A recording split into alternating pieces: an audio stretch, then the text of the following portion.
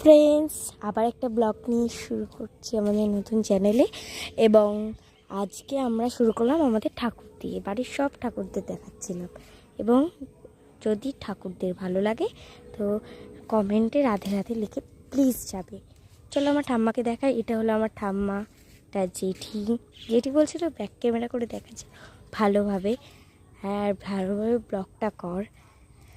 জেঠি ঘুরিয়ে ঘুরিয়ে দেখাতে বললাম, তারপর আমি বললাম ঠিক আছে তুমি হাই বলো। হাই বললো। এটা তো আমার বনু, আগে তো আপনারা দেখেছেন হয়তো। এটা একটা বনু। আমরা খুব আমাদের টিনের বাড়ি।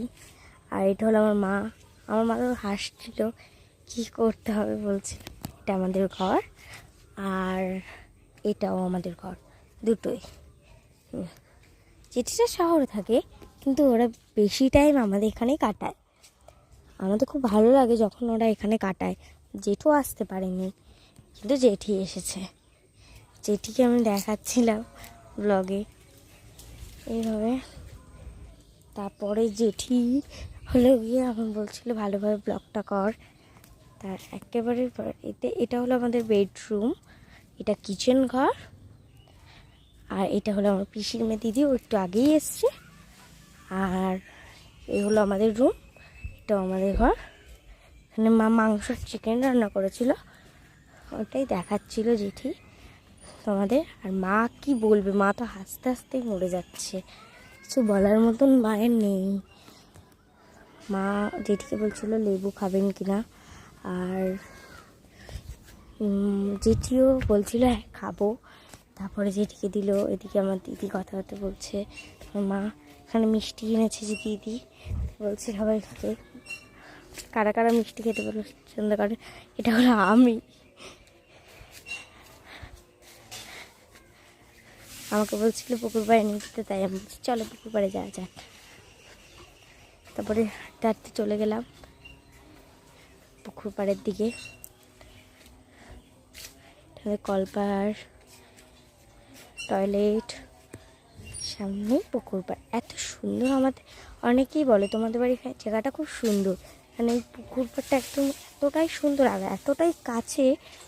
আর আমার তো এই পুকুর পাড়টা খুবই ভালো লাগে, জেঠি বাড়ির সবারই খুব পছন্দ। চলো ঘরে যাওয়া যাক। আমি তো খালি পায়েই চলে এসেছিলাম,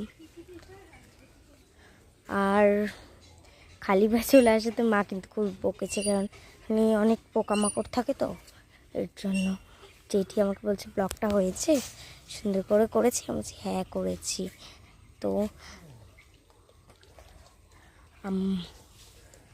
এই যে জেঠি আজকে পুকুর পাড়ে তোমাদের ঘুরতে নিয়ে যাবে। চলো পুকুর পাড়টা ঘুরেই আসি একসাথে। বলছিল জেঠি ঘুরতে নাকি নিয়ে যাবে তোমাদের। চলো চলো যাওয়া যাক। আর পুকুর পাড়টা আগেও আরেকবার ঘুরিয়ে দেখিয়েছিলাম হয়তো তোমাদের। এত ভালো লাগে না, জেঠি আসলে পুকুর পাড়ে কথা বলে। জেঠিকে আমি নাও করতে পারি না। জেঠি মনে হয় বাড়ির দিকে যাচ্ছিল, আবার যাবে ওরা।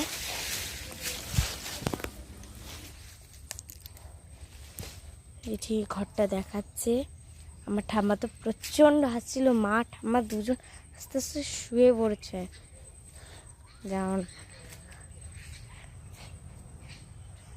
জেঠি কিন্তু যাওয়ার জন্য রেডি হয়ে পড়েছে, আর জেঠি আমায় টাটা করে দিচ্ছিল, আর আমিও জেঠিকে টাটা করে দিচ্ছিলাম। মনটা খারাপ হয়ে গেছিলো। আচ্ছা চলো ব্লগটা এখানেই শেষ করলাম। ভালো লাগলে লাইক কমেন্ট সাবস্ক্রাইব করে দিয়েছো। চলো টাটা।